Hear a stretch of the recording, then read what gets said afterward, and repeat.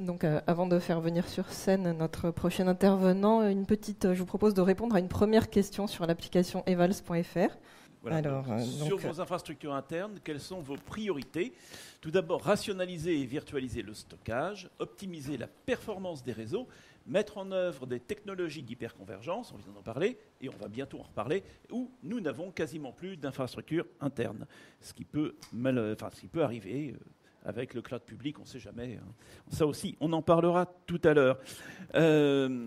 Donc Aurélie nous donnera vos résultats tout à l'heure et nous les ferons commenter à notre premier témoin, Monsieur Vincent Voret, si vous voulez bien me rejoindre sur scène.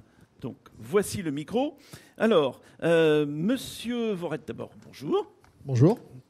Donc vous êtes responsable infrastructure de l'UNESCO. Alors, tout le monde a au moins entendu parler de l'UNESCO. On peut l'espérer. A priori. A priori, voilà. Est-ce que vous pourriez malgré tout nous présenter cette institution internationale, donc qui dépend des Nations Unies, mais qui est un très bel immeuble à Paris? Exactement, un immeuble qui est d'ailleurs un musée qu'on peut visiter quand vous voulez. Donc l'UNESCO, donc oui, c'est une organisation des Nations Unies, comme son nom l'indique, pour l'éducation, la science et la culture. Donc quand vous entrez à l'UNESCO, vous verrez un joli texte au-dessus des ascenseurs, c'est « Cultivons la paix », qui est un peu le but de l'UNESCO. Le but, c'est de développer et de cultiver la paix par les échanges culturels, d'éducation, donc faire en sorte que tout être humain ait droit à une éducation correcte, et scientifique. Donc on est en partenariat avec pas mal notamment L'Oréal pour les bourses pour les chercheurs. Pour la culture, c'est pouvoir promouvoir la culture de chaque pays, de faire comprendre les différences et de travailler tous ensemble dans le monde entier pour cultiver la paix. En gros, c'est tous les pays membres de l'ONU ou c'est un petit peu moins? Alors, c'est un petit peu plus. Un petit peu plus. Et c'est pas les mêmes. En fait, comme beaucoup d'agences des Nations Unies, les pays peuvent adhérer ou pas. Donc, il y a des pays qui peuvent adhérer à l'ONU sans adhérer à l'UNESCO, et l'inverse, ils peuvent être membres de l'UNESCO sans être membres de l'ONU. Ah ça, alors dans ce sens-là, ça me surprend un peu, mais... Il y a eu, l'exemple qu'on donne souvent, c'est dans les années 80, je crois, les discussions entre, je crois que c'est Cuba et l'URSS ont eu lieu à l'UNESCO parce qu'ils n'étaient pas membres de l'ONU, mais qu'ils étaient membres de l'UNESCO. Bon, c'est un petit aparté, mais ça fait partie de la culture de la paix au niveau international. D'accord. Bon, eh bien, écoutez, voilà, j'ai appris quelque chose. Je ne savais pas qu'on pouvait être membre de l'UNESCO sans être membre de l'ONU. Alors, mais on va parler essentiellement d'informatique, ce qui est aussi un axe de la paix mondiale au travers d'Internet. Alors, tout d'abord, en termes justement d'infrastructure informatique, puisqu'on est là pour parler de ça essentiellement, comment on peut décrire le système d'information de l'UNESCO ? Alors déjà, l'UNESCO, donc le siège international est à Paris. Donc, comme je disais, il peut se visiter, donc n'hésitez pas. Et nous avons à peu près 60 bureaux dans le monde, à l'endroit où l'UNESCO doit travailler, donc surtout dans les pays défavorisés, où on doit promouvoir l'éducation et autres. Et l'ensemble de la gestion de tous ces serveurs, à part les gros pays, est géré par Paris. Donc on gère tout à distance. Donc avec mes collègues, on est une équipe de 10 personnes et on gère tout ce qui est infrastructure, réseau, système et applications, certaines applications en tout cas. Depuis Paris ? Depuis Paris, sur tous les sites. Voilà. Alors, donc une soixantaine de sites dans le monde, y compris dans des endroits où les télécoms sont pas extraordinaires. Exactement. Bon, donc ce qui évidemment a quelques impacts sur le pilotage. Alors en termes alors très rapidement, en termes de système applicatif, tout ça, vous avez essentiellement des applicatifs courants de type bureautique. Vous avez aussi des logiciels métiers. Comment ça ? Alors on est 90-95% Microsoft déjà, donc on tourne sur Windows. On a tout ce qui est bureautique évidemment, donc là on est dans le cloud Microsoft. Et on a donc le logiciel SAP pour la gestion de l'UNESCO et pas mal d'applications métiers qui ont été développées chez nous. Donc c'est principalement du .NET via l'intranet, des applications le plus simple possible pour l'utilisateur. Et donc là, du coup, vous avez besoin de gérer toutes vos données bureautiques. Elles sont dans le cloud. On va en reparler quand même un peu. En partie. Voilà. Mais vous avez beaucoup de choses qui sont gérées, du coup, localement, et notamment dans vos 60 implantations dans le monde. Alors, d'abord, est-ce que c'est quel type de données ? C'est des données qui sont volumineuses ? C'est du transactionnel ? C'est quoi ? Alors, il n'y a pas beaucoup de données volumineuses. C'est principalement des données comptables et des commandes, en fait, et les données ressources humaines. Alors après, au niveau volume, on a à peu près 300 serveurs au total, sachant qu'il y a 60% qui sont virtualisés. Aujourd'hui, on essaye d'augmenter ce ratio. Sachant que dans les 60 pays, on essaie également de déployer une solution virtualisée pour la simplicité de la gestion chez nous. Et donc, vous aviez évidemment des choix d'architecture qui avaient été faits il y a quelques années, puisque votre agence a été créée, je suppose, en 45, 46 48. Bon. Voilà. Et donc, résultat, vous aviez donc toute une histoire informatique, évidemment, comme tout le monde. Mais récemment, vous vous êtes dit, on va peut-être essayer de faire mieux. Alors, quelle était d'abord la problématique que vous souhaitiez gérer ? C'est ça. En fait, déjà, on est arrivé en 2016 où on s'est rendu compte qu'on était dans une architecture traditionnelle, donc bête disque, switch fibre optique, le tout connecté en fibre optique, les serveurs. Et en fait, on s'est rendu compte que ces 3 briques arrivaient en fin de maintenance, en fait. Donc, au départ, on voulait remplacer par l'équivalent en mieux. Puis on s'est dit, non, on va regarder ce qui existe d'autre. Et là, on est tombé donc sur l'hyperconvergence. Et on s'est dit, ça va nous simplifier la vie, quoi qu'il en soit. Et donc, on est parti sur l'hyperconvergence pour la simplicité de mise en œuvre. Donc, c'est essentiellement la simplicité de mise en œuvre qui vous a attiré. Malgré tout, il y a... Alors, l'expert précédent a dit que ce n'était pas vrai, mais vous allez me dire ce que vous en pensez. La réputation de l'hyperconvergence, c'est d'être ruineux.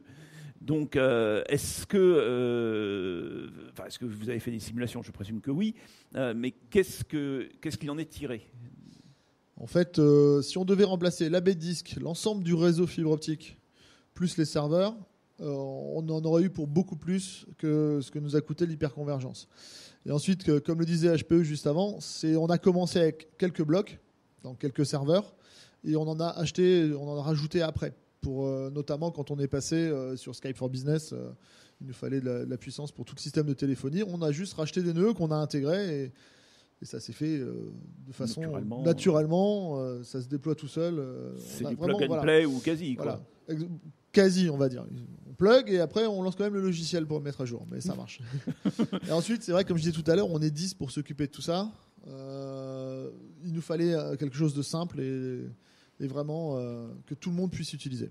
Et donc, par exemple, imaginons que, je ne sais pas, une implantation quelque part dans un pays pas très sympathique, le site a un gros problème, un incendie, une bombe qui tombe dessus ou je ne sais quoi.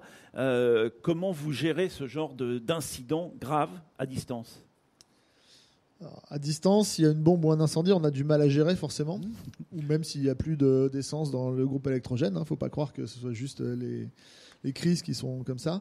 Non, ce qu'il y a, c'est qu'on essaye au maximum de déployer. Donc, ce n'est pas fait partout, mais les sauvegardes centralisées à Paris. Donc, on est encore en cours de travail. On va retravailler avec HPE, SimpliVity, pour pouvoir déployer facilement les solutions là-bas et rapatrier les données.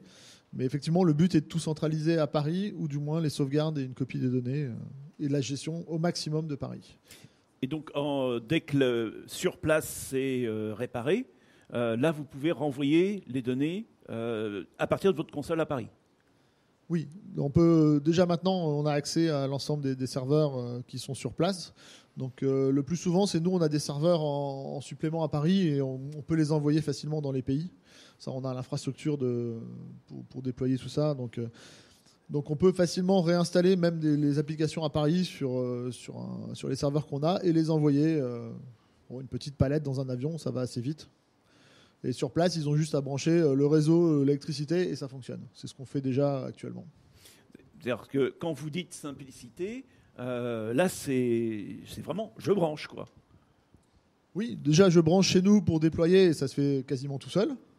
Quelques clics sur le logiciel et ensuite une fois que c'est envoyé chez eux, le plus souvent ils n'ont pas d'expert informatique sur place, donc ça peut être l'assistant, ça peut être n'importe qui récupère la palette et qui branche juste les 4 câbles, quoi. 2 câbles réseau, 2 câbles électriques et après on prend la main à distance pour finir la configuration. Parce que effectivement, le principal problème quand on déploie comme ça des infrastructures au niveau physique, pas au niveau purement logiciel, c'est précisément déjà de brancher, donc, et puis de bien configurer le matériel. Donc là, il n'y a pas de souci, c'est une boîte en fait. C'est une boîte en fait. Elle est branchée à Paris par nous, par nos équipes. Et c'est vraiment une boîte, je ne vais pas dire noire, mais elle arrive, ils ont juste les câbles, les lumières s'allument, ça clignote, ils sont contents, et nous, on configure de Paris. Alors, donc il y a ce côté simplicité, ce côté coût que vous avez dit, puisque en gros, certes, le serveur en lui-même coûte plus cher qu'un serveur normal, mais il y a tout dedans. Du coup, ça coûte moins cher. En administration, ça coûte moins cher, c'est plus rapide, c'est plus facile. Mais finalement, par rapport à, je ne sais pas moi, une solution de type cloud public, est-ce que ça ne serait pas encore plus simple ? Alors bon, il faut savoir que nous, à l'UNESCO, on a eu des petits soucis avant de pouvoir déployer le cloud public. Il y a eu beaucoup de discussions juridiques, parce que les données de l'UNESCO n'appartiennent pas à un pays, elles appartiennent à l'ensemble des pays qui sont membres de l'UNESCO. Donc il a fallu déjà avoir l'autorisation de passer dans le cloud, ce qu'on a eu il y a quelques mois maintenant. Donc on est en déploiement en partie sur le cloud public. Après, il y a aussi parfois chez nous des soucis de performance par rapport au cloud public sur certaines applications métiers, où on a vraiment besoin d'avoir de la performance et autres. Donc on réfléchit quoi qu'il en soit à passer au cloud public ou à un cloud hybride. Et là c'est pareil, la solution HPE SimplyVT qu'on a choisi en hyperconvergence nous permet normalement de faire ce déploiement assez facilement. Ça va être une découverte pour moi dans les années à venir, on va dire, pour ne pas dire les mois à venir. Et enfin, donc il existe plusieurs solutions d'hyperconvergence sur le marché. Qu'est-ce qui vous a orienté vers telle ou telle ? Alors, nous, c'est facile. On a fait un appel d'offres public.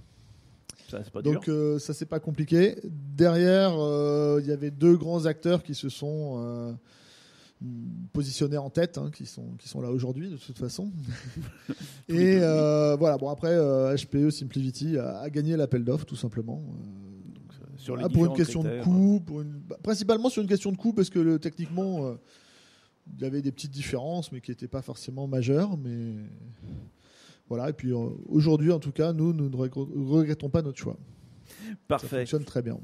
Eh bien, écoutez, Monsieur Vorette, je vous remercie pour votre témoignage. On aura sans doute l'occasion d'en reparler, ne serait-ce que pour tous les aspects cloud que vous allez déployer dans les mois et les années à venir. C'est en cours. Alors, avant de vous faire partir, je vais demander à Aurélie si on a les résultats de la question Evals. Oui, nous avons les résultats. Alors, à égalité, les répondants, on voit que la rationalisation du stockage c'est encore une grosse priorité, ainsi que l'optimisation des réseaux. Et il y a quand même 20% des répondants qui sont intéressés aussi par la mise en œuvre et qui sont passés à l'étape hyperconvergence. Personne, c'est vrai que c'est assez rare, le dernier cas de figure. Il y a quelques sociétés, mais globalement, c'est rare. Les entreprises, c'est très rare. Celles qui n'ont plus du tout d'infrastructure interne ou quasiment plus sont assez minoritaires. Donc, les résultats le reflètent bien. Un commentaire, Monsieur Vorette. Je suis tout à fait d'accord avec les résultats. C'est-à-dire que nous, outre le fait de tout rationaliser, d'avoir une seule console d'administration au lieu de 7, si je me souviens bien, ça a été un grand point. Et ce qui a motivé le départ de cette réflexion, c'était vraiment les problèmes de performance qu'on avait sur les rapports comptables SAP, par exemple. Et en passant sur la nouvelle infrastructure, alors notre infrastructure était vieillissante, donc ça explique aussi, mais on a quand même fait x8 sur les gains de temps et de performance, donc c'est quand même non négligeable. Donc pour moi, les deux premiers points sont importants, et étaient importants chez nous et ont été, entre guillemets, résolus par l'hyperconvergence. Est-ce qu'on peut dire globalement, effectivement, que le cumul des points A et B donne le C ? Je pense que le cumul des points A et B peut donner le C dans certains cas. Ça dépend de la problématique de chaque société. Ouais. Nous, ça a totalement répondu à notre problématique, comme j'ai dit, peu de personnel pour gérer et tout centralisé à Paris. Voilà. Mais écoutez, merci beaucoup. Merci à vous. Et puis, donc bien évidemment, on aura l'occasion de suivre vos évolutions. Merci. Merci, Monsieur Vorette.